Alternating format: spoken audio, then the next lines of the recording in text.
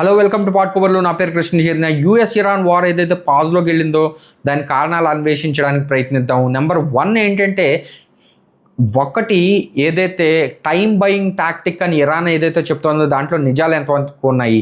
Number 1 వచ్చేసి almost ఒక 2 weeks లోపులోనే దీన్ని ఫినిష్ చేద్దాం అనుకున్న ట్రంప్ ఆల్మోస్ట్ ఫస్ట్ డే తర్వాత ఇది ఇంకా ఈజీగా 1 వీక్లోనే ఫినిష్ అయిపోతుంది అనుకున్నాడు. కానీ ఏదైతే రెసిస్టెన్స్ ఇరాన్ చూపించింది, దాని తర్వాత ఒక మిలిటరీ లాసెస్ కావచ్చు, ఎయిర్ క్రాఫ్ట్స్ కావచ్చు, డ్రోన్స్ కావచ్చు, ఈ మిసైల్ దాడులు కావచ్చు, దీనివల్ల ఏంటంటే అనుకున్న ఆబ్జెక్టు 20 డేస్ లోపల 20 డేస్ 21 డేస్ అవుతున్నా కూడా అవ్వలేదు. సో దీనికి ఒక సరైన ప్లానింగ్ అవసరం.